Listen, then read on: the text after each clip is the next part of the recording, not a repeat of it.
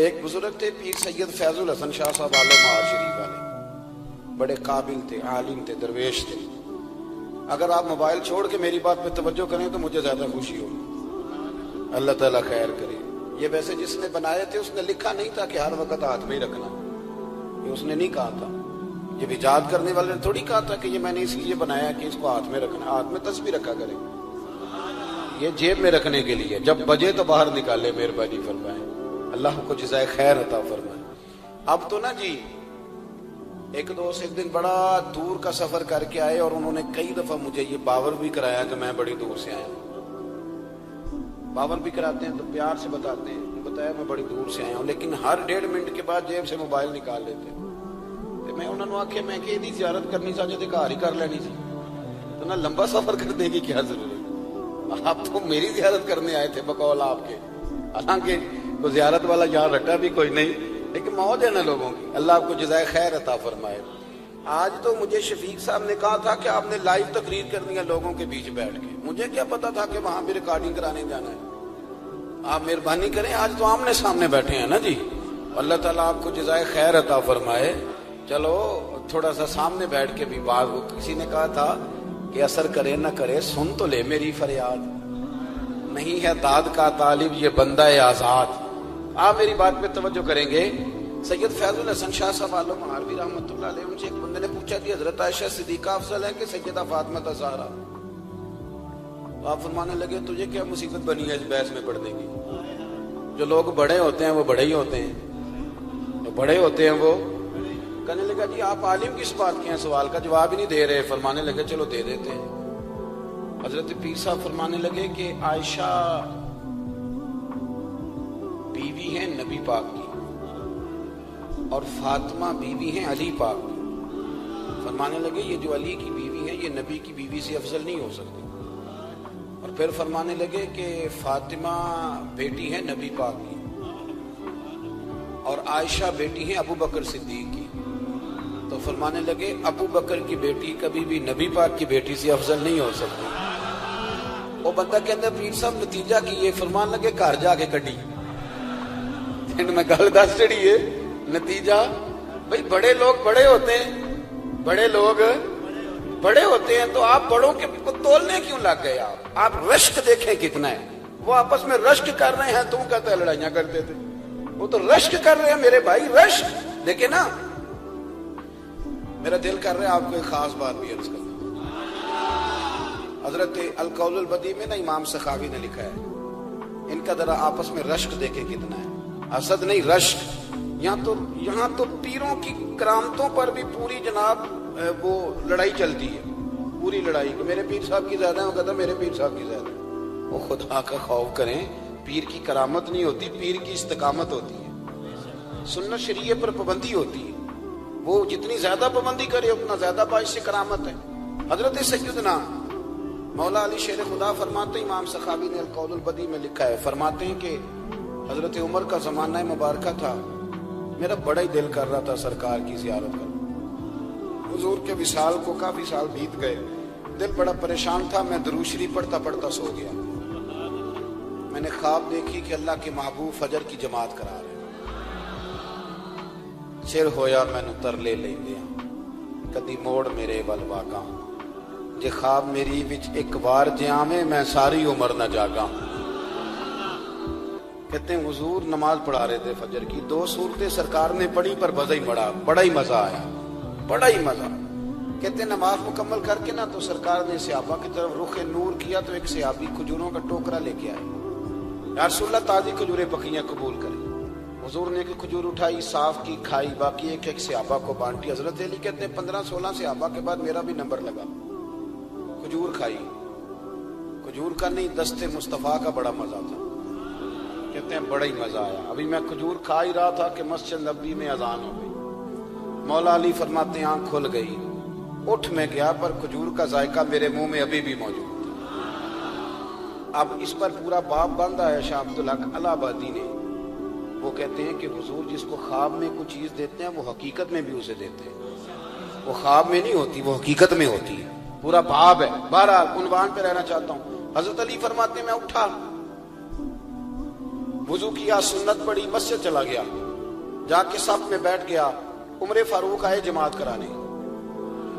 कहते उमर ने नमाज शुरू की तो मुझे झटका तब लगा जब उमर ने भी वही सूरत शुरू कर दी जो ख्वाब में सरकार ने पहली रकत में पढ़ी। मैं समझा इत्तेफाक है, लेकिन कहते हैं दूसरा झटका जब लगा जब दूसरी रकत में हजरत उमर ने वो सूरत पढ़ी जो हुजूर ने ख्वाब में दूसरी रकत में पढ़ी। कहते हैं मैं अब बड़ा परेशान हूं कि ये बात किधर की किधर जा रही है। मौला अली शेर खुदा फरमाते हैं नमाज मुकम्मल हुई तो खजूरों का टोकरा भी आ गया। फरमाते हैं अब तो मेरी हैरत की हद न रही। हजरत उमर ने एक खजूर उठाई, साफ की, खाई, दूसरे सहाबी को, तीसरे को, चौथे को, 15-16 सहाबा को मिली, मुझे भी दी। कहते हैं खजूर खाई, मजा बड़ा आया। हुजूर से तो दूसरी मांगने को दिल करता था पर मांगी नहीं थी, अदब था। उमर से तो जराना था ना अपना। इनका रश्क देखें, आपस में रश्क देखें, हसद नहीं रश्क। फरमाते हैं जराना था ना, तो मैंने उमर से कहा यार जरा एक खजूर और देना ना जरा एक खजूर। तो कहते हैं जनाब उमर फारूक ने खजूर उठाई, साफ भी की, मैं समझा मिलने लगी है, उठाई भी, साफ भी की, और दूसरे सहाबी की तरफ हाथ बढ़ाया, मेरी तरफ देख के हल्का सा मुस्कुराए। फरमाने लगे अली ऐसे ना कर, अगर रात को नबी पाक से दूसरी लेता तो मैं भी सवेरे तुझे दूसरी दे दे। हुजूर से दूसरी ली नहीं, नबी पाक से दूसरी मांगी नहीं, तो मैं कैसे दे दूं। ख्वाब मेरी विच आया सी माही ते मैं ओदे गल विच पा लईयां बावां, डर दी मारी अख भी ना खोला, डर दी मारी, मैं डर दी मारी अख, क्योंकि आई ये रात विशाल दिवाली, रब्बा ये रात मुक्कण ना देवी, ये रात मुक्कण ना दे। डर दी मारी मैं अख भी ना खोला, किते फेर बिछड़ ना जावा। मेरे रसूल पाक के गुलाम रश्क करते थे, रश्क। हजरत अली कहते हैं मैं रोया तो उमर भी रो पड़े। कहने लगी अली जो रात तुझे नवाज के गए वो मेरे ऊपर भी करम फरमा के गए। रश्क करें जिंदगी, खुदारा छोड़ दें हसद करना, छोड़ दें एक दूसरे से जलना। अब तो आप यकीन करें दीनदार लोगों का, अहले हक लोगों का जवाब दर जवाब, जवाब अल जवाब, इस तरह हमने उलझाया है चीजों को कि नया आने वाला आदमी कहते हैं कि दीन की असल बात असल में बता कौन रहा, तो मेला लग गया। कोई कहानी सुना रहा है, कोई बात कर रहा है, उसको गलत कह रहा है। कोई बंदा ऐसा है ही नहीं जो बिल्कुल ठीक हो। हमारे हसद ने इतनी तबाही कर दी, किसी के हक में खैर वाली बात हो। जब आप हसद करेंगे तो बेसुकून रहेंगे। दूसरी बात ये, बेसुकून बंदा पता कौन रहता है। मैंने ये भी आयत पढ़ी, अला बिज़िक्रिल्लाह तत्मइन्नुल कुलूब। अल्लाह फरमाते हैं याद रखो, खबरदार हो जाओ, अल्लाह का जिक्र करोगे तो दिलों में चैन हो। पता है बेसुकून कौन रहता है, जो नतीजा अपनी मर्जी का मानता है। अकीदा तौहीद इस्लामी अकायद की जान है। जब आपने कहा ला इलाहा इल्लल्लाह मुहम्मदुर रसूलुल्लाह सल्लल्लाहु अलैहि वसल्लम, इसका माना यह है कि अब मैं अपने आप को ना अपने अल्लाह के हवाले करता हूं। अब रब गरीबी में रखे फिर भी मैं राजी हूं, बीमारी में रखे फिर भी राजी हूं, सेहत में रखे फिर भी, औलाद दे तो फिर भी राजी हूं, ना दे तो समझे मेरी बात। ये तौहीद है। हम ना ठीक होना चाहते हैं। दोस्त अक्सर आके कहते हैं कोई वजीफा बताएं, तबीयत ठीक नहीं रहती, तो उन्हें कहते हैं सूरह फातिहा पढ़ो। कहते हैं बड़ी देर से पढ़ रहा हूं पर शिफा नहीं हो रही। तो मैं कहता हूं फिर आप अल्लाह की रजा पे राजी हो जाए, फिर अल्लाह की रजा पे राजी रहना भी तो सीखो ना, राजी रहना भी तो सीखो। बहुत सारी बेसुकूनी इस बात की है कि हम ना हम चाहते हैं मेरी मर्जी का सुकून हो, मेरी मर्जी का घर हो, मेरी मर्जी के बच्चे हों। भाई ऐसा ना करें। आप अपने हक में अपने रब के फैसलों को कबूल करें। आप कबूल करें अपने मालिक के फैसलों। तुल्लाह अलैह के पास ना एक बूढ़ी अम्मा अपना बेटा छोड़ गई, तो हजरत साहब ने को 2, 4, 5 महीने रखा। तो बाद में उसकी अम्मा को बुला के कहा कि भाई तू बेवा है, बेटा तेरा यतीम है, मैं नहीं चाहता कि इसका वक्त जाया हो। ये पढ़ने वाला कोई नहीं, सारे नहीं भाई पढ़ने वाले होते। अब यहाँ उलमा बैठे हैं, मैं बेअदब भी ना हो जाऊं। कुछ पूरे 8 साल लगा के भी आ जाते हैं, सनद भी उनके पास होती है। नाराज ना हो जाना, ये तो सब अच्छे लोग हैं। सनद होती है पर पता कोई नहीं होता। ये आला हजरत ने लिखी है बात। सनद होती है, पूरी डिग्री होती है, उस पर कई लोगों के साइन भी होते। تو بہت سارے طالب علم ایسے ہوتے ہیں جو مدارس میں کہتے ہیں میں فاضل فلاں ہوں، لیکن کوئی شے پاس تو مولانا سردار احمد صاحب محدث اعظم پاکستان رحمۃ اللہ علیہ اس بوڑھی کو کہنے لگے تیرا بیٹا کند دینا ہے، پڑھنا پڑھانا اس نے کچھ بھی نہیں، تو یتیم بچہ ہے، کل کو تو کہے گی کہ میرے بیٹے نے وقت ضائع کیا تو واپس لے جا۔ بوڑھی اماں رونے لگ گئی، کہنے لگی میں پڑھانے تو نہیں لائی تھی، میں تو آپ کو رب کا ولی سمجھتی ہوں، میں تو نوکری کرانے لائی تھی، نوکری۔ حضرت انس بن مالک کہتے ہیں میری اماں بھی حضور کی بارگاہ میں دے گئی تھی، حضور کی بارگاہ میں یہ نہیں کہا تھا کہ یا رسول اللہ پڑھا دیں، ہاں میں ذمہ داری سے بات کر رہا ہوں، یہ نہیں کہا تھا حضور مجاہد بنا دیں، یہ تھوڑی کہا تھا کہ یا رسول اللہ صلی اللہ تعالی علیہ وسلم سے مفسر محدث محقق مفتی بنا دیں۔ حضرت انس کی اماں کہہ گئی تھی سونیا جب تک یہ رہے گا نا آپ کی نوکری کرے گا، یہ گھر کے کام کاج کرے گا، ڈیوٹی کرے گا، حضور یہ آپ کی نوکری کرے گا۔ تو میرے محبوب نے پھر دعا کر دی اللہ اسے برکت عطا فرما۔ تم سمجھتا ہے خدمت والا خالی رہ جاتا ہے؟ جتنا ذائقہ خدمت والے کو ملتا ہے، جو اس کے نصیب میں آتا ہے، وہ کسی کا نصیب کہاں بھائی۔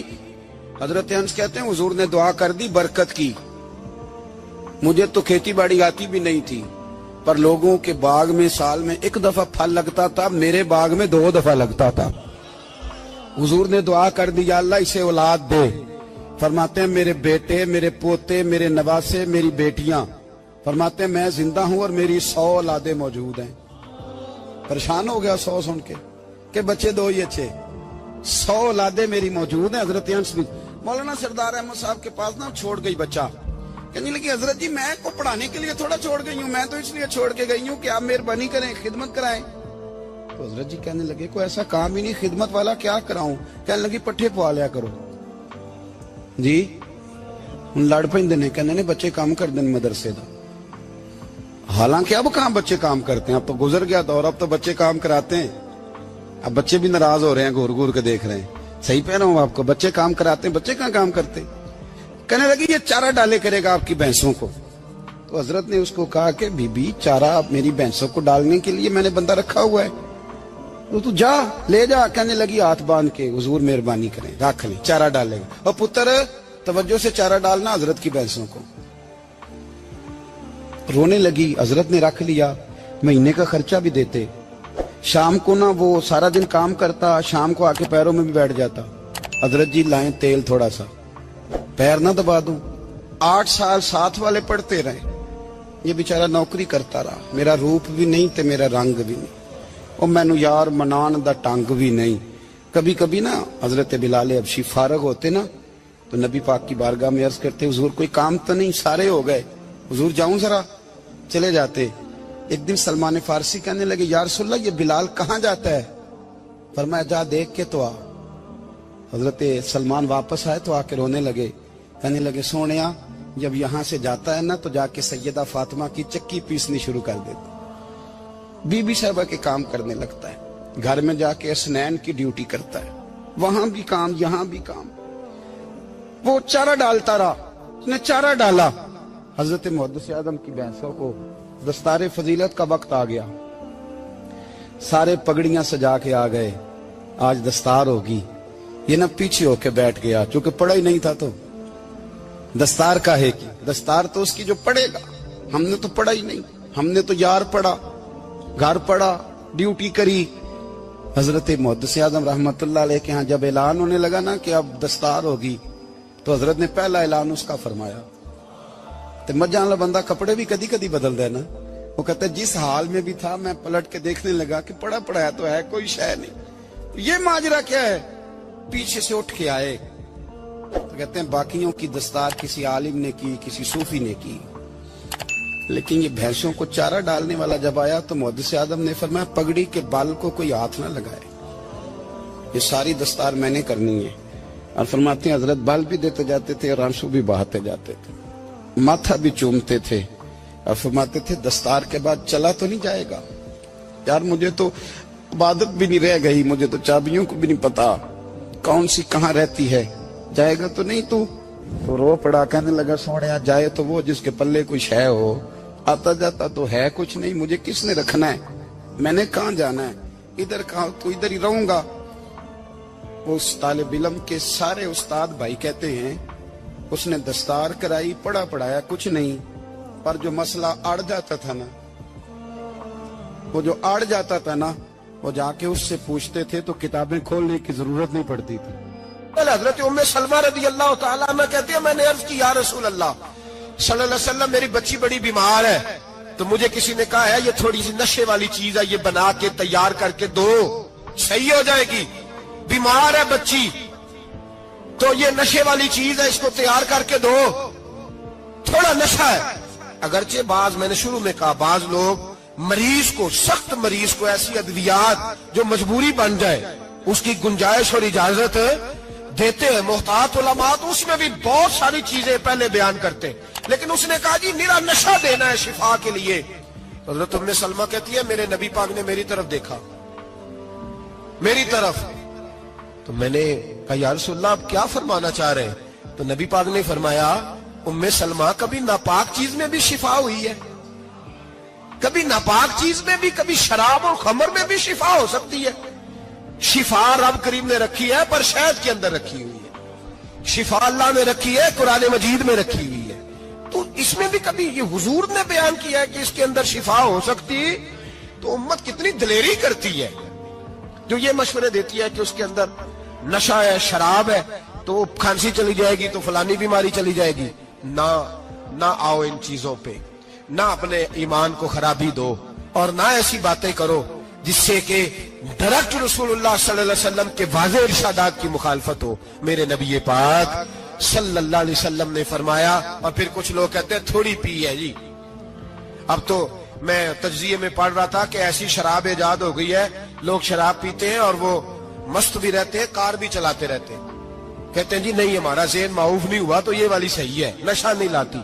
मेरे नबी पाक सल्लल्लाहु अलैहि वसल्लम ने फरमाया, जिस चीज की थोड़ी मिकदार, ज्यादा मिकदार हराम है, उस चीज की थोड़ी मिकदार भी हराम है। जिसकी ज्यादा मिकदार हराम है उसकी थोड़ी भी, तो खमर और शराब अगर फुल पीना जायज नहीं तो थोड़ी पीना भी जायज, ये हराम है और हराम थी और कयामत तक हराम ही रहेगी। मेरे नबी पाक सल्लल्लाहु अलैहि वसल्लम ने मना किया और हुजूर ने इजहार नापसंदीदगी फरमाया, और मैं 40 दिन तो इबादत ही कबूल नहीं होती शराब पीने वालों जब तक सच्ची तौबा ना करे।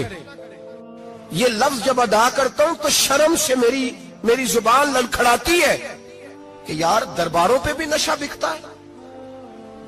मैं ये बात कर रहा हूं सूफिया का तर्जुमान, दरबारों पे, मजारों पे, और सज्जादा नशीनों, तुम्हें जमीन निगल जाए, आसमान तुम्हें ले उड़े, तुम पर कहर नाजिल हो, तुमने बाप दफन करके तो वहां नशे का अड्डा बना लिया, माओं से बेटे छीनने लगे हो, औरतों के सरों से कपड़े छीनने लगे हो, सुहाग मारने लगे हो, बेटियां और बेटे यतीम करने लगे हो, नशा बेचते हो दरबारों और मजारों पे। ये तमाशा लग गया। आप कैसे करूं ये बात, पर करनी पड़ रही है, मजबूरी है, ये मजमून मुकम्मल नहीं हो सकता। बंद कर दे वो दरबार, हमें नहीं चाहिए जिन दरबारों पे नशा बिकता है। मैं जिम्मेदारी से कह रहा हूं, बात रिकॉर्ड हो रही है। जूते की नोक पे वो सज्जादा नशीन जो उम्मत को ड्रग्स देता है, वो सज्जादा नशीन का डेरा नहीं, वो गंद का अड्डा है। वहां से फैज नहीं मिल रहा, उम्मत की तबाही हो रही है। बता दो, फैला दो, इसको एतराज करना करो। मेरे रसूल पाक सैयद आलम सल्लल्लाहु ताला अलैहि वसल्लम का दीन जरूरी है, किसी पीर की सज्जादगी जरूरी, बोलिए सज्जादगी जरूरी। बड़ी जिम्मेदारी से कह रहा हूं और नुमाइंदगी कर रहा हूं अपनी जमात की। ना हमारे बुजुर्गों ने कल इसकी हिमायत की थी, ना आज करते हैं, ना कयामत तक करेंगे। बंद कर दे वो दरबार और मजार। बुजुर्ग दुनिया में ये काम करने आए थे और हमारी सोच इतनी गिर गई है, इतने हम कमजोर हो गए। कहते हैं जब उसको चढ़ जाती है तो फिर बड़ी मार्फत की बातें सुनाता है। तुझे शर्म नहीं आई है लफ्ज कहते हुए? अब नशई तुझे मार्फत सिखाएगा? अब तू शराबी से, भंगी चरसी से दीन सीखेगा? कहते हैं उसने पी हुई थी, चढ़ी हुई थी, मैं बात कर दी तो मेरा काम बन गया। इतनी गंदी और मैली सोच साहिब ईमान की होती है। तो अब नशइयों से जाकर दुआएं कराएगा? सुन, मेरे नबी पाक صلی اللہ علیہ وسلم نے فرمایا جو شراب پی لے نشہ کر لے اس کی تو 40 دن تک عبادت رب قبول نہیں فرماتا. تو کہتا چڑی ہوئی تھی تو اس نے دعا کر دی, تجھے شرم ہی نہیں آئی بات کرتے, حیا ہی نہیں کیا تو نے جملہ بولتے. یہ کوئی تصوف اور طریقت ہے؟ جاؤ اٹھا کے لے جاؤ. ایسی کوئی تصوف اور طریقت ہمیں نہیں چاہیے. ہمیں وہ والی طریقت چاہیے جس میں خدا کے قرآن کی بات ہوتی ہے اور محمد مصطفیٰ کے فرمان کی بات ہوتی ہے صلی اللہ علیہ وسلم. تو بھائی یاد رکھو یہ کوئی طریقہ نہیں. ایک مزار ہے, مجھے ایک صاحب کہنے لگے آ جائیں یہاں بھی فاتحہ پڑھیں. میں نے کہا یہاں کیا ہے؟ کہنے لگے تھے تو بابا جی نشہ وشا کرتے پر اب سنا ہے لوگوں کی منتیں بڑی پوری ہوتی ہیں.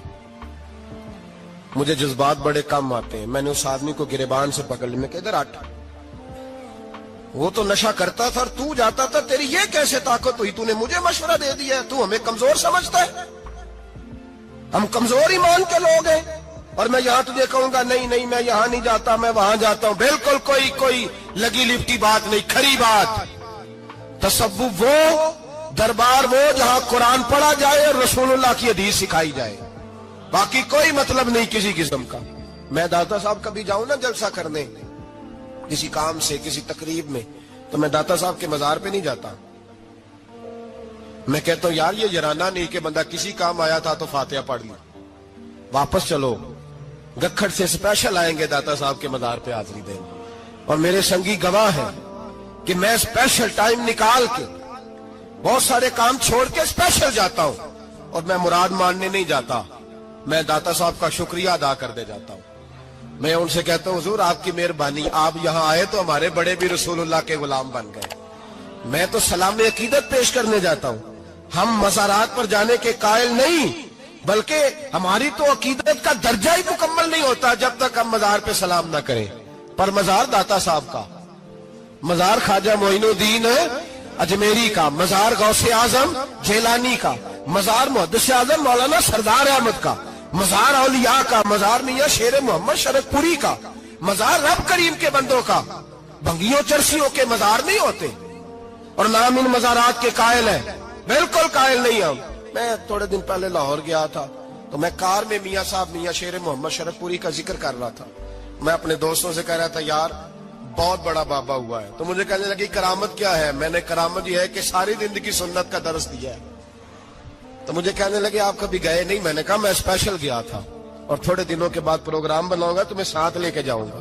ہم مزارات کے قائل ہیں, حاضریاں دیں گے مزاروں پہ, لیکن بھنگیوں چرسیوں کے مزاروں پر جانے کے قائل ہیں. زور سے بولے, یہاں جانے کے قائل ہیں. کوئی عقیدہ نہیں ہے ہمارا. نشہ بکے گا اب مزاروں پہ, اب یہ تصوف ہوگا وہاں, یہ طریقت ہوگی. اور ملت پر رحم کھاؤ خدا را. اگر تمہارے قومی ادارے کہتے ہیں رپورٹ کرنے والے کہ 70 لاکھ پاکستانی نشہ کرتا ہے, تو کیا تمہیں یہ نہیں پتا کہ نشہ بیچتا کون ہے؟ کیا تمہیں یہ نہیں پتا کہ ڈرگز کا کاروبار کون کرتا ہے؟ اگر تمہیں یہ پتا ہے تو کیا یہ خبر نہیں تمہیں کہ ان رگوں پر یہ خون اتارتا کون ہے؟ میں اپنے بزرگوں سے معذرت کے ساتھ, نشے کا آغاز, ناراض تو نہیں ہو جائیں گے بزرگ, نوجوانوں کو میں لتاڑ لیتا ہوں لیکن بزرگوں کی عزت کرنا سنت ہے, تو میں بزرگوں سے معذرت کے ساتھ یہ یوں سمجھ لیے خوگرے حمد سے تھوڑا سا گلا بھی سن لے. نشہ سگریٹ سے شروع ہوتا ہے, سگریٹ سے. میں تمباکو کو حرام نہیں کہتا, یہ فتویٰ نہیں دے رہا. تمباکو کا حکم وہی ہے جو مولی کا ہے, جو کچے پیاز اور لہسن کا ہے, کہ آپ جب کھا لیتے ہیں تو منہ سے بدبو آتی ہے, تو آپ مسجد میں آئے تو آنے سے پہلے مسواک کریں, منہ صاف کریں, پھر آپ آ جائیں, تو جائز ہے. مکروہ ہے لیکن حرام ہے. لیکن تمباکو سے آگے جب حالات بڑھتے ہیں, تجزیہ نگاروں نے لکھا ہے کہ ہمارے پنجاب کے کچھ علاقوں میں اب سگریٹ سے نکال کے نا, پہلے بھی بھرتے تھے لوگ اس میں بڑا کچھ, اب پتہ ہے کہ نیا نشہ ایجاد کیا, اب اس کے اندر چسبی بھرتے ہیں اور چھپکلی کو مار کے سکھا کے خشک کر کے اس کو پیس کے وہ ساتھ نشے کے ملاتے ہیں, اور اس کا حال یہ ہوتا ہے کہ آدمی کو زیادہ نشہ ہوتا ہے, اور کہتے ہیں وہ اتنا گند ہے کہ وہ آدمی کسی کو دانت بھی لگائے گا تو وہ بندہ بھی بیمار ہو جائے گا. क्या यहां लोग स्पिरिट नहीं पीते आप के मुल्क में? और हम कभी सड़क पर जाते हैं तो नशेई को देख के मजाक करते हैं, देखना मैं हारन लगाऊंगा तो गाड़ी के हारन से गिर जाएगा। लेकिन तुझे पता नहीं कि ये किसी मां का बेटा है, पता नहीं किसी बीवी का शौहर है। एक हमारे दोस्त हैं, बुजुर्ग हैं, उनका दामाद फौत हो गया, नशा करता था। तो मैं ताजियत करने उनके घर पहुंचा तो खड़े हो गए हाथ बांध के, कहने लगे हजरत साहब बाकी सारियां गल्लां छड़ दियो, सिर्फ नशे ते तकरीर करया करो। वो जब जीता था तो तब भी उसके बच्चे यतीम ही थे, यतीम ही थे। मेरी बेटी जब मेरे घर आती थी और मैं अपने पोतों के उतरे कपड़े उसे पहनने को देता था तो मेरा कलेजा फटता था।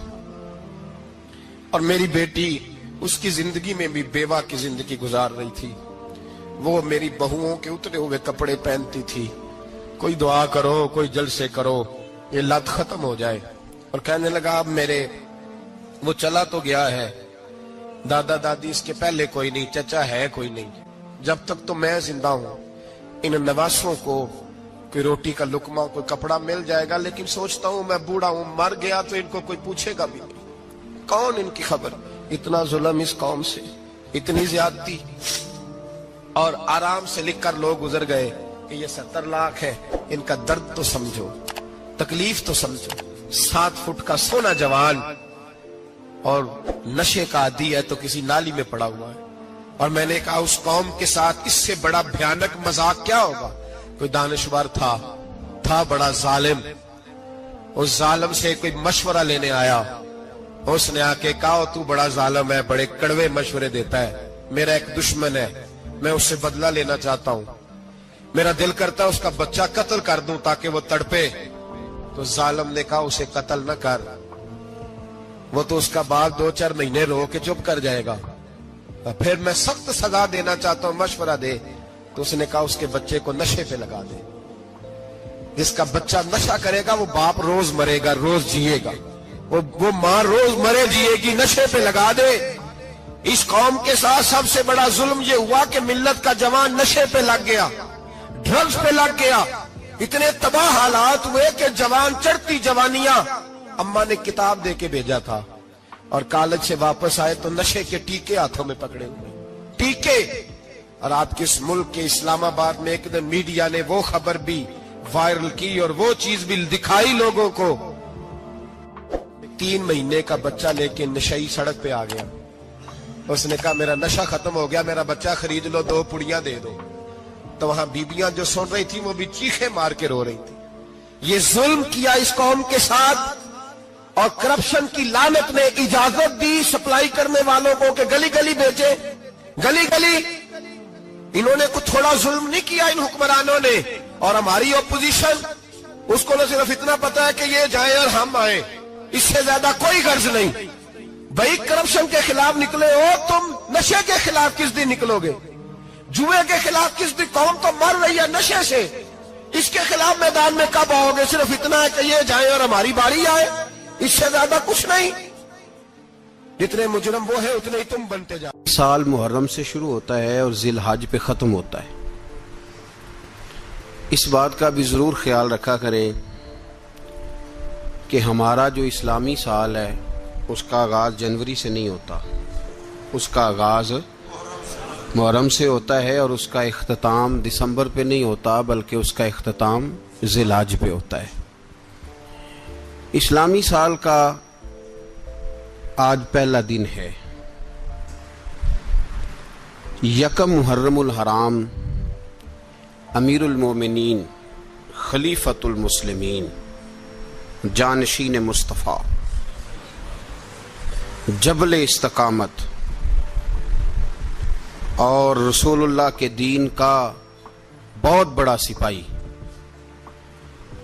हजरत उमर फारूक रदी अल्लाह ताला अन्हु, जनाबे उमर का नाम सिर्फ काम नहीं, हजरत उमर का नाम इनकलाब बर्पा कर देता है। हजरत उमर का नाम कुफर के ऐवानों में जबर, जुल्म, शिर्क की वादियों में जब हजरत उमर का नाम भी लिया जाए तो बेईमान कांपना शुरू हो जाते। हजरत उमर फारूक रदी अल्लाह ताला अन्हु। हजरत उमर मामूली शख्स नहीं, मामूली आदमी नहीं। कुछ लोग सदियों के बाद पैदा होते हैं और कुछ लोग ऐसे होते हैं जो एक ही बार पैदा होते हैं, उन जैसा दूसरा पैदा होता ही नहीं, दूसरा उन तरह का पैदा होता ही। हजरत उमर रदी अल्लाह ताला अन्हो जैसी शख्सियात पैदा ही नहीं होती दोबारा। सारे सहाबा दर रिसालत माब पे खुद आए। ये वो अजीम शख्स है जिसे अल्लाह के महबूब ने अल्लाह से मांग के लिया है। कहे अल्लाह ये मुझे दे दे, अल्लाह से मांग के लिया है। इसलिए सूफिया कहते हैं कुछ मुरीद होते हैं, कुछ मुराद होते हैं। कुछ मुरीद होते हैं, कुछ मुराद होते हैं। मुरीद वो होता है जो चल के आता है, आके मुरीद होता है। मुराद वो होता है जिसे कहा जाता है कि ये कभी मेरा बन जाए ना, ये कभी आ जाए ना, मेरा बन जाए, उसको मुराद कहते हैं। हजरत उमर मुस्तफ़ा करीम की मुराद हैं, हुजूर की मुराद है। अल्लाहुम्मा आइज़्ज़िल इस्लामा बे इस्लाम उमर इब्न खत्ताब। ऐ अल्लाह इस्लाम को इज्जत दे दे, मेरे उमर को कलमा पढ़ने की तौफीक अता फरमा दे। और कैसे दुआ मांगी? ओ यार, हजरत उमर की तो इस फजीलत का कोई जवाब नहीं दे सकता। मेरे रसूल पाक अलैहिस्सलाम सबके लिए ही दुआ मांगते हैं ना, हुजूर की दुआ आम है, लेकिन मुस्तफ़ा करीम ने काबे का गुलाफ थाम लिया और गुलाफ काबा को हुजूर ने सीने से लिपटाया और सीने से चिमटा के कहा, अल्लाह मैंने तो कभी सवाल ही ज्यादा नहीं किए, मैं करने आया हूं, मुझे उम्र दे दे, उम्र दे दे। हुजूर ने मांग के लिया। और फिर जब जिसको हुजूर मांगे अल्लाह से कि हजरत उमर रदी अल्लाह ताला अन्हु का आज यौम शहादत है, मेरा तो दिल करता था कि फजर से बातें शुरू हों और सारा दिन ही उमर की बातें होती रहें, सारा दिन जनाबे उमर की बातें, सारा दिन। इसलिए कि जिक्र जनाबे उमर का होगा पर राजी अल्लाह के रसूल होंगे सल्लल्लाहु। तो जाग के बैठे, खुश हो के बैठे। हमारे यहाँ मनाया ही नहीं जाता। बाबे अल्लाह की साउन भादरों असू कता ते मुंडे जनवरी फरवरी। तो इस्लामी साल भी गया और वो तारीखें भी सारी गईं। यकम मुहर्रम उम्मत मुस्लिमा के लिए बहुत बड़ा दिन है, बहुत बड़ा दिन। ये शहादत है हजरत उमर फारूक की रदी अल्लाह ताला। यहाँ छोटी छोटी बातों पे गवर्नमेंट छुट्टी करती फिरती है, छोटी छोटी बातों। इलेक्शन हो गया तो छुट्टी, फलां जगह पे थोड़ा सा किसी ने खबर दे दी कि कोई परेशानी है तो छुट्टी, फलां जगह ये हो गया तो छुट्टी। यहां तक कि फलां वजीर साहब फलां इलाके में आएंगे तो सारे इलाके को छुट्टी। और अब तो इससे बड़ा हाल होने लगा है, अगर जिन लोगों की सिंध में हुकूमत है उनके लीडर का दिन आया तो उस दिन छुट्टी, और जिनकी पंजाब में हुकूमत है उनका दिन आया तो छुट्टी। हमारा मुतालबा है हुकूमत पाकिस्तान से, अगर सर उठा के जीना चाहते हो तो यकम मुहर्रम को छुट्टी किया करो। अगर सर उठा के जीना चाहते हो तो यकम मुहर्रम को छुट्टी करो जनाब उमर के दिन। और मिल्लत के जवानों को बताओ कि अगर इज्जत की जिंदगी जीना चाहते हो तो उस तरह जियो जिस तरह फारूक आजम जी के गए हैं। इज्जत और वकार की जिंदगी, जमहूरियत हजरत उमर से सीखनी पड़ेगी। हुकूमत करने के तरीके हजरत उमर से, रियाया को सीखना पड़ेगा कि अमीर किस तरह बनाया जाता है और अमीर किस तरह के होते हैं। यहाँ लोग हमें यूरोप की मिसालें देते हैं, लोग यहाँ हमें आकर के अमेरिका की मिसालें, उन्हें क्या पता हुकूमत क्या होती है। वो कहते हैं जी वो साइकिल पे जाता है उनका हुक्मरान। मैंने कहा वो साइकिल पे जाता है? मेरे उमर फारूक मदीने से मक्के गए थे तो पैदल ही हज करने चले गए, पैदल ही। और जनाब उमर फारूक रदी अल्लाह ताला अन्हु ईद की नमाज पढ़ाने गए। ईद की नमाज उमर खुतबा ईद देने गए। और इस जमाने में कौन सा गरीब है जो नंगे पांव जाता हो? कौन सा गरीब है जो मस्जिद नंगे पांव जाता हो? लोगों ने तो 3 किस्म की चप्पलें रखी हुई हैं। एक मस्जिद जाने की अलहदा है, घर पहनने की अलहदा है, शादी ब्याह पे जाने की चप्पल अलहदा है, حضرت عمر فاروق رضی اللہ تعالیٰ عنہ نکلے عید کا خطبہ دینے کے لیے، تو بیوی سے کہنے لگے جوتا. اس نے کہا صاحب اتنی دفعہ ٹوٹا ہے اب گانٹھا نہیں جا سکتا، اتنی دفعہ ٹوٹا ہے کہ اب دوبارہ پیمند نہیں لگ سکتے.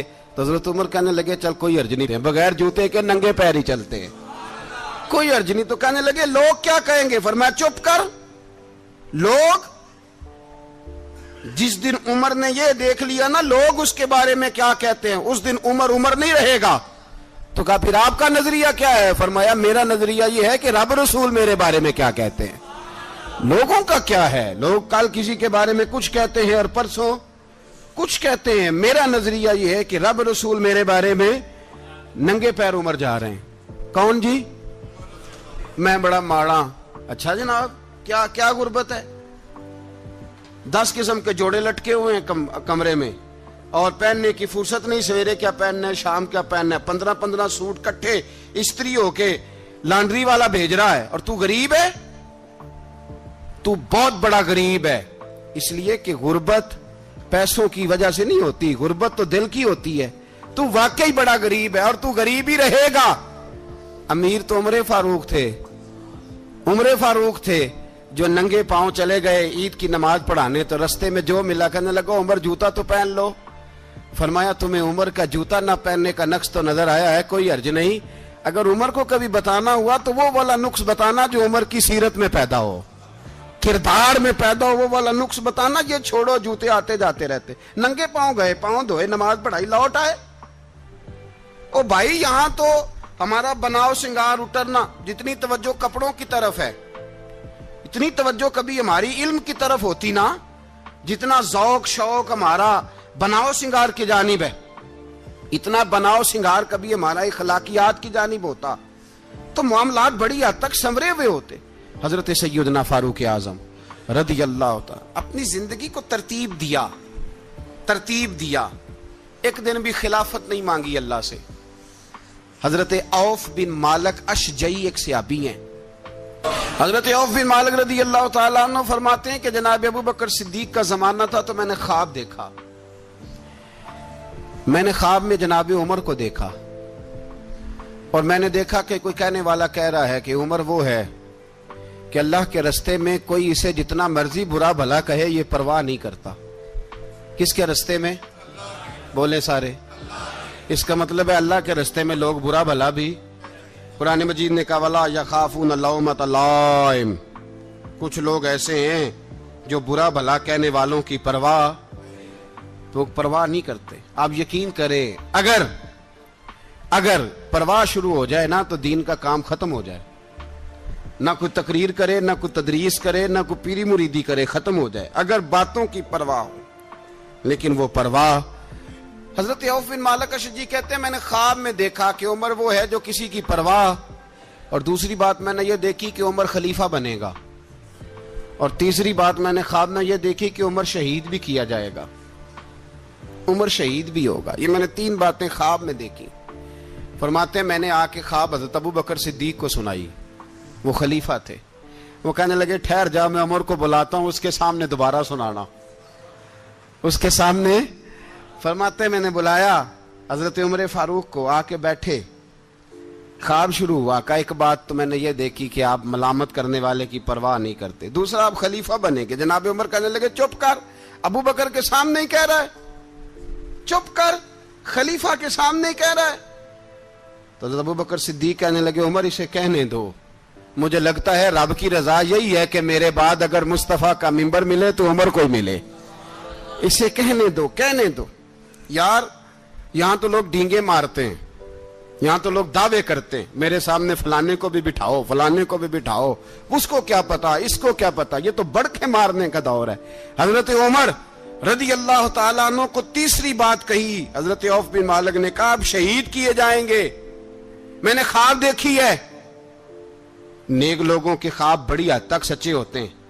کہا میں نے خواب دیکھی ہے. تو حضرت عمر کہنے لگے شہید تو دلیر لوگ ہوتے ہیں، شہید تو دلیر، جسے سارا زمانہ دلیر کہہ رہا ہے وہ اپنے بارے میں کیا کہہ رہے ہیں؟ کہتے ہیں شہید تو دلیر. میں تو کاہل سا آدمی ہوں، سست آدمی ہوں، میں تو اتنا کام ہی نہیں کرتا. تو یہ خواب تو نے جو دیکھا ہے نا، फिर से देखना। तो अबू बकर सिद्दीक फरमाने लगे आजिज़ी ना कर, इनकिसारी ना कर, तो जो कह रहा है ठीक कह रहा है, लेकिन मुझे सुन के शुक्र भी हुआ है और अफसोस भी हुआ है। अफसोस इस बात का कि तेरे जैसा बतले अजीम चला जाएगा, और शुक्र इस बात का कि रब तुझे जिंदगी भी एजाज वाली देगा, और शहादत की मौत दे के अल्लाह तुझे मौत भी इज्जत वाली अता फरमाएगा। अल्लाह मौत भी तुझे इज्जत वाली देगा, तुझे काहिलों जैसी मौत अल्लाह। हजरत फारूक आजम रदी अल्लाह। ओ भाई, यहां तो इस जमाने का सबसे बड़ा मसला प्रोटोकॉल है। लोगों को पता होता है कामिल पीर है, कामिल मुर्शिद है, लोग नहीं जाते। मैं किसी का मुरीद हो जाऊं, मेरा प्रोटोकॉल किधर गया? पता होता है ये कामिल उस्ताद है, मैं इसके पास बैठूंगा तो मेरी तरबियत करेगा, लेकिन लोग शागिर्द नहीं बनते। मैं किधर गई? ये जो प्रोटोकॉल की मुसीबत है ना, इसने बड़े बड़े लोग जीरो कर दिए, बड़े बड़े लोग। और ये मत समझे कि आपका वजीर आजम प्रोटोकॉल लेता है या आपका सदर प्रोटोकॉल, वुज़ारा, ऐसी कोई बात नहीं। हम छोटे तबके से लेकर बड़े सारे प्रोटोकॉल के कायल हैं। हमारा तो दामाद भी कहता है कि मुझे पूछा नहीं, मैं तुम्हारे घर क्यों आऊं। हमारा तो भाई हर शख्स ऐलान करता है प्रोटोकॉल का, फलाने ने इज्जत नहीं दी तो वापस आ जाओ, फलाने ने सलूट नहीं किया तो वापस आ जाओ। लोग जहां सलूट करना चाहिए वहां भी सलूट कराने के कायल हैं। पर हजरत उमर रदी अल्लाह ताला, हजरत उमर की सादगी और फिर जनाबे उमर की आजिज़ी, जब इंसान अपने ऊपर सवार कर लेता है ना, सवार कर लेता है, मैं बदकार पुराना खादम किसे दर मिली नी टोई, इते वासफ यार ने नजर जो की थी ते वासफ वासफ ही हो। मैं अक्सर सोचता हूं, हुजूर ने जहां भी कहा ना, फरमाया मेरे बाद नबी होते तो खताब के बेटे उमर होते। हुजूर ने फरमाया उमर जिस रास्ते से जाता है शैतान वो रास्ता बदल जाता है। नबी पाक सल्लल्लाहु अलैहि वसल्लम ने फरमाया मेरा उमर वो है कि इसकी जुबान पर हक जारी है। हुजूर अलैहिस्सलाम ने फरमाया 950 साल हजरत जिब्रील मेरे उमर की शान बयान करें तो इनकी अजमत खत्म नहीं होती। 950 साल जिब्रील अजमत बयान करे तो खत्म नहीं होती। ये बात है हजरत उमर की। और फरमाया उमर अबू बकर की नेकियों में से एक नेकी है, ये शान है अब उमर फारूक रदी अल्लाह ताला अन्हु की। हुजूर ने फरमाया मेरे बाद नबी होते तो उमर होते, जिस गली से उमर आए शैतान रास्ता बदल जाए। मेरे उमर फारूक की शान 950 साल बयान हो तो खत्म ना हो। उमर की जुबान पर अल्लाह हक बयान करता है, जो उमर कहता है वही रब कर देता है। हुजूर सारी जिंदगी फजीलतें बयान करते रहे, उमर जवाब में क्या कहते हैं? कोई बताए ना कि ये वाली हदीसें कभी उमर ने भी रवायत की हो कि हुजूर ने मेरे बारे में ये कहा है।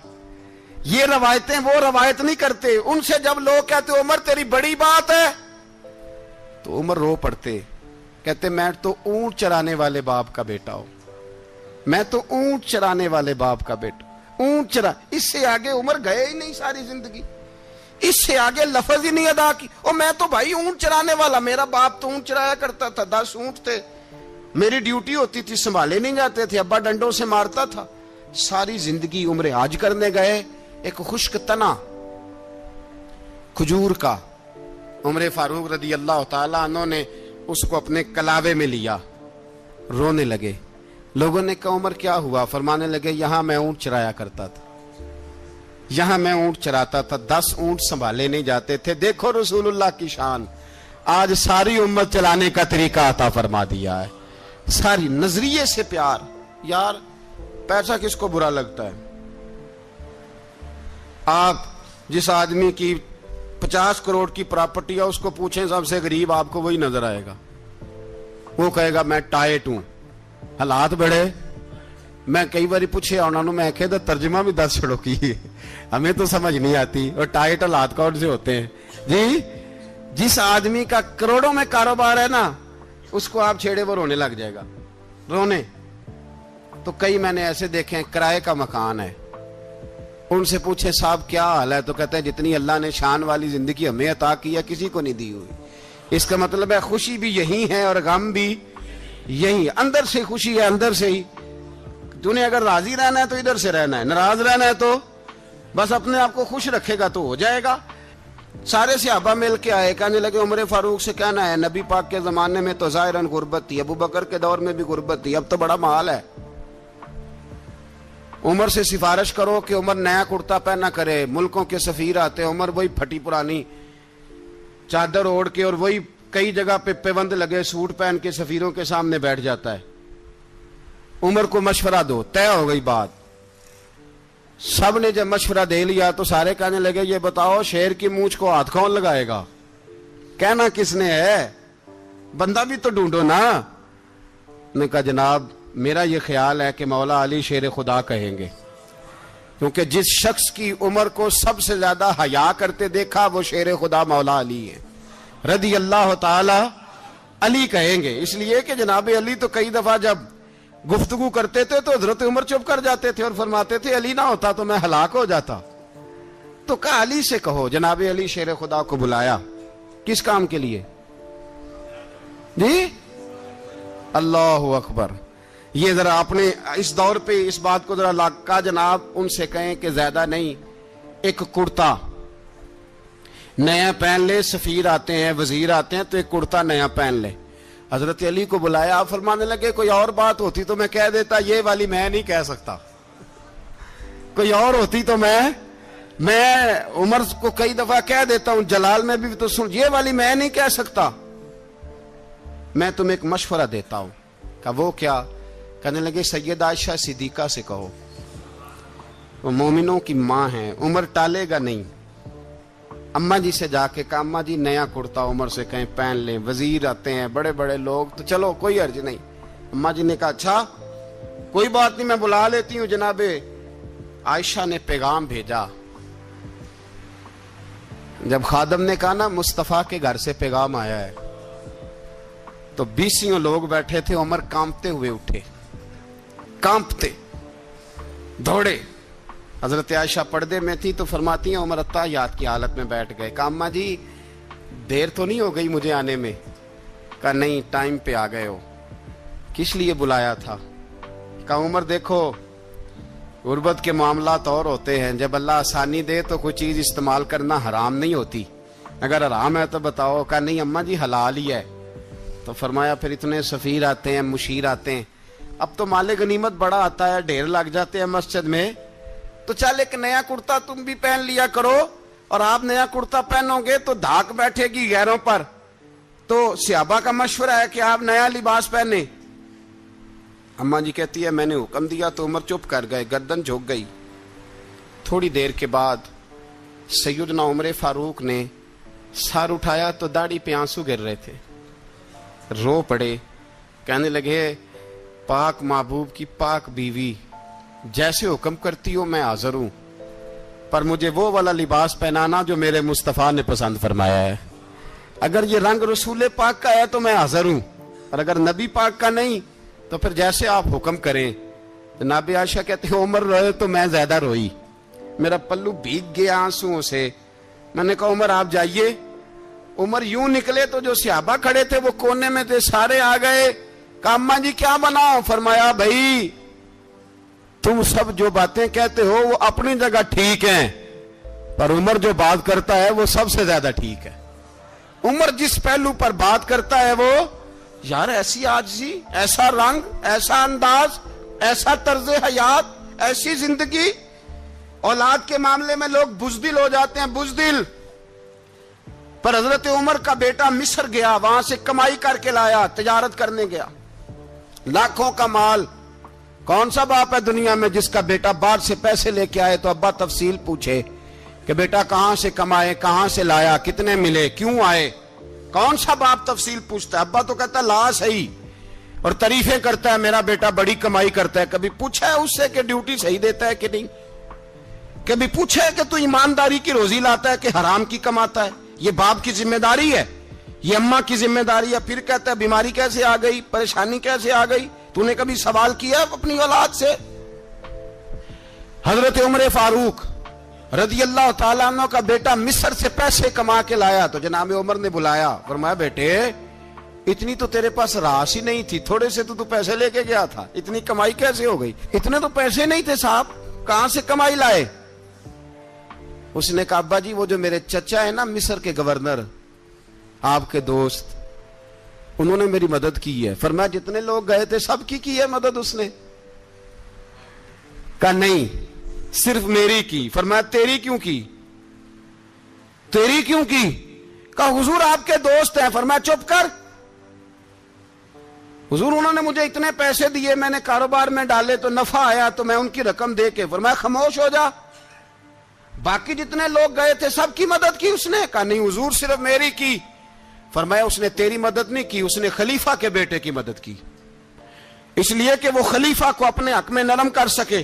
فرمایا آدھا مال تیرا ہے آدھا مال غنیمت کا ہے مال خزانہ کا ہے مسلمانوں کا ہے اس لیے کہ تو جو وہاں سے مال کما کے لایا ہے وہ اپنے باپ کے خلیفہ ہونے کی وجہ سے کما کے لایا ہے لہذا رکھ ادھر. یہاں کہتے ہیں کدھر سے آیا کیسے آیا کون سا حساب دیں کیا کریں. او بھائی حضرت عمر رضی اللہ تعالیٰ عنہ کا اپنی اولاد کے بارے میں یہ رنگ ہے. ایک جنگ سے نا خوشبو آئی. خوشبو بڑی مہنگی ہوتی تھی عرب میں خوشبو آج بھی بڑی مہنگی ہے وہ زیادہ استعمال کرتے ہیں. میری باتوں کی سمجھ آ رہی ہے میرے بھائیوں؟ بڑی مہنگی خوشبو تھی. جب وہ خوشبو آئی تو حضرت عمر نے کہا گھر میں پہلے پہنچی حضرت عمر کے چونکہ زیادہ عورتیں استعمال کرتی تھی گھر کے اندر خوشبو مرد بھی لگاتے تھے. حضرت عمر نے اپنی بیوی سے کہا آپ کی زوجہ تو تھی وہ بڑی خوشبو کو پسند کرتی تھی. حضرت عمر نے اپنی زوجہ سے کہا کہ خوشبو لاؤ میں نے ایک عورت کی ڈیوٹی لگائی ہے وہ خوشبو تول کے نا تو حصہ برابر صحابہ میں بانٹ دے گی. تو آپ کی زوجہ کہنے لگی کسی بی بی کی ڈیوٹی لگانے کی کیا ضرورت تھی میں جو موجود تھی میں بانٹ دیتی ہوں تول کے حصہ برابر. آپ نے فرمایا نہیں تو رہنے دے وہ فلانی بی بی بانٹے گی. کہا حضور میں نے بھی بانٹنی ہے میرے پہ کچھ حق ہے؟ آپ نے فرمایا نہیں تو تفصیل نہ پوچھ تو خوشبو دے دے کوئی اور بانٹے گی. خاتون خانہ تھی نا کہنے لگی نہیں مجھے بھی آج آپ کو بتانا ہی پڑے گا کہ کوئی جو بانٹ سکتی ہے تو میں کیوں نہیں بانٹ سکتی. زوجہ کہتی عمر نے بات کی تو میری چیخیں نکل گئی. حضرت عمر فرمانے لگے جب تو خوشبو بانٹے گی نا تیرے ہاتھوں کو بھی لگے گی تیرے دوپٹوں کو بھی لگ جائے گی. اگر رب کریم نے مجھ سے سوال پوچھا کہ عمر خوشبو تو مسلمانوں کی تھی تیری بیوی کے دوپٹے کو کیوں لگ گئی تو میں اللہ کے حضور کیا جواب دوں گا. اگر اللہ نے یہ سوال کیا کہ تیری بیوی نے کیوں لگائی وہ تو حصہ تھا مسلمانوں کا تو نے تیری بیوی نے کیوں لگائی. تو فرمایا میں نہیں چاہتا کہ اللہ کے حضور مجھے اور تجھے باز پرس ہو لہذا کسی اور کو بانٹنے دے. زوجہ روئی اور تڑپ کے کہنے لگی عمر مجھے لگتا ہے صبح قیامت بھی تیری بیوی ہونے کی وجہ سے اللہ مجھے جنت عطا فرما دے گا تیری زوجہ ہونے کی برکت سے. بھائی یہ معیار رکھا خدا کی قسم ایسا شخص تاریخ میں دوبارہ نہیں آیا. اتنا بڑا آدمی اتنا بڑا شخص اتنا بڑا آدمی اور پھر رنگ یہ ہے کہ عمر 22 لاکھ مربع میل کا حکمران 22 لاکھ اور کھجور کے درخت کے نیچے مٹی کا ڈھیلا لے کے سو گئے ہیں پرواہ کوئی نہیں کوئی مسئلہ ہی نہیں.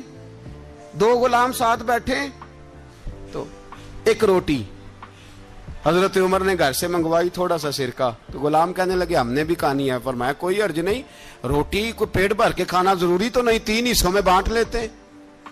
ایک آدمی آیا ہوا تھا مصر کا رہنے والا ملنے کے لیے اس نے پوچھا عمر کدھر ہے تو کہا وہ ادھر جاؤ مسجد میں بیٹھے ہوں گے اور واپس آیا تو کہنے لگا وہاں تو 3 غلام بیٹھے ہیں ایک روٹی بانٹ کے کھا رہے ہیں لگتا ہے کئی دنوں سے روٹی نہیں ملی. کہا 3 غلام تو کوئی نہیں وہاں 2 ہی تھے تیسرے تو امیر المومنین تھے. اس نے کہا نہیں 3 غلام ہیں کپڑے بھی ایک طرح کے پہنے ہوئے بلکہ 2 کے تو پھر صحیح ہیں تیسرے کے تو زیادہ ماڑے ہیں. کپڑے بھی ایک طرح کے کھانا پینا بھی ایک طرح کا اور ان کا نشست برخاست بھی ایک طرح کی ہے لہذا کوئی فرق نہیں. حضرت ابو ہریرہ کہتے ہیں میں لے کے آیا اور جناب عمر کو جب میں نے کچی زمین میں تامت سمیٹ بیٹھے دیکھا تو میں رو پڑا. میں نے اس مصر سے آنے والے کو کہا تو اس کے جلوے دیکھ اگر اس کی ذات میں اتنا حسن ہے تو محمد عربی کا مقام کیا ہوگا. یہ مقام غور ہے مقام غور. 10 محرم کو لوگ دیگے پکائیں گے نا نہیں پکانی ہے کوئی بول دے نہیں ہاں نہ نہیں کر دے پروگرام بدلیا تو نہیں دی عید کی کہ وہی کام شروع ہویا ہے لات ٹائٹ ہونے والا کیوں جی پکنی ہے نا دیکھیں 10 محرم کو انشاءاللہ تعالی، ہم بھی پکائیں گے انشاءاللہ، یہاں بھی پروگرام ہوگا۔ تو 10 محرم کو جو دیگ پکنی ہے تو ایسا نہیں ہو سکتا کہ یکم محرم کو حضرت عمر کے نام کی بھی کوئی پک جائے۔ اگر امام حسن حسین کے نام کی دیگیں پکے تو جو امام حسن حسین کے سے پیار کرنے والے ہیں، جو امام حسن حسین سے، ہم لوگوں نے بھی عجیب رٹا اپنایا ہے نا، ہم لوگ بات کا ایک پہلو دیکھتے ہیں دوسرا نہیں دیکھتے۔ حضرت امام حسن اور حسین کو بھی نبی پاک نے شہید کہا، اور جناب عمر کو بھی رسول اللہ نے خود شہید فرمایا، فرمایا شہید ہے، خود فرمایا اپنی زبان سے کہ یہ شہید ہے، خود میرا عمر شہید ہے۔ تو ان کے نام کی دیگ نہیں پکنی چاہیے، اس طرف نہیں ہماری توجہ ہونی چاہیے۔ اور اہل بیت نبو، یہ بات میں پہلے بھی کرتا ہوں، آج پھر کرنا ضروری سمجھتا ہوں، اہل بیت کا پیار، سن لو کان کھول کے، اہل بیت کا پیار اگر ہمیں کسی نے سکھایا ہے تو سیدنا عمر فاروق نے سکھایا ہے۔ اہل بیت نبوت کی محبت اگر کسی نے سکھائی ہے تو کس نے سکھائی ہے؟ بول کے بتائیے، حضرت عمر نے۔ اہل بیت کا پیار ہمیں حضرت عمر نے بول کر کے سکھایا ہے۔ بھائی یاد رکھیں، کسی کی طاقت نہیں تھی دم مارنے کی حضرت عمر کے سامنے، طاقت ہی نہیں تھی۔ کیسر و کسرا کانپ جاتے تھے، جرت ہی نہیں کرتے تھے حضرت۔ اور ہمارے تو تعلقات بڑے ہیں نا غیروں سے۔ حضرت ابو موسیٰ اشعری رضی اللہ تعالیٰ عنہ فرماتے ہیں میرا منشی عیسائی تھا، وہ کاتب کہتے تھے وہ لوگ، میرا حساب کتاب عیسائی تھا۔ تو فرماتے ہیں ایک دن میں نے وہ سارا حساب کتاب لین دین کے حضرت عمر کو دکھائے تو فرمانے لگے جس نے لکھے ہیں اس کو بلاؤ۔ کہنے لگے حضور مسجد نہیں آ سکتا۔ کیوں نہیں آ سکتا؟ کہنے لگے وہ عیسائی ہے۔ کہتے ہیں حضرت عمر جلال میں آ گئے، آپ فرمانے لگے جنہیں رب دور کرتا ہے تم کیوں قریب کرتے ہو؟ جنہیں اللہ دور کرتا ہے، فرمایا تم غیروں کو اگر عہدے دو گے تو اپنوں کا کیا بنے گا؟ اگر تم غیروں کو عہدے دو گے تو اپنوں کا۔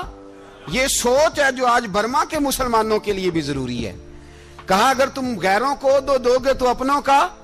ہم نے غیروں کو عہدے دیے تو دیکھا نا اپنے کس طرح کاٹے جا رہے ہیں۔ غیروں کو جو عہدے دے دیے جرانے سارے غیروں سے، روز دعویٰ ہوتا ہے چین ہمارا سجن ہے، چین ہمارا دوست ہے۔ او بھائی دوست ہے تو اس سے کہو نا کہ برما تو تمہاری ایک چھوٹی سی ریاست ہے، چین کے بغیر تو وہ سانس بھی نہیں لے سکتا، اس کو کہو نا اس حکومت پہ دباؤ ڈالے۔ لیکن ہم لوگوں نے غیروں کو عہدے دیے تو اپنے پس گئے۔ حضرت عمر کہتے تھے ذمی کا ہم ادب کریں گے، ذمی کافر کا ہم، ایسا کافر جو مسلمان ریاست کو قبول کرے، بدامنی نہ پھیلائے۔ ایک آدمی کو آپ نے دیکھا آنکھوں سے نابینا ہے اور بھیک مانگ رہا ہے، تو حضرت عمر کو نظر آ گیا، فرمایا کون ہو؟ اس نے کہا میں یہودی ہوں۔ فرمایا بھیک کیوں مانگتے ہو؟ کہا جب تک تندرست تھا مسلمانوں کو جزیہ دیتا تھا، بوڑھا ہو گیا ہوں کیا کروں؟ حضرت عمر نے گھوڑے کی پشت پہ بٹھایا کافر کو، گھوڑے کی پشت پہ بٹھایا اور بٹھا کے مدینے لائے۔ حضرت علی شیر خدا وزیر خزانہ تھے، فرمایا علی اس کا وظیفہ جاری کرو۔ کہا یہ کون ہے؟ فرمایا یہ یہودی ہے لیکن یہ ہمیں جزیہ دیتا رہا، بوڑھا ہو گیا بیچارہ، بھیک مانگنے پہ مجبور ہے، ہماری حکومت کے اندر رہتا ہے، اس کا پورا وظیفہ جتنا خرچہ اتنا وظیفہ لگاؤ۔ حضرت علی کہتے ہیں میں وظیفہ لگا رہا تھا اور وہ میرے نبی کا کلمہ پڑھ رہا تھا، وہ رسول اللہ کا کلمہ پڑھ رہا تھا۔ یہ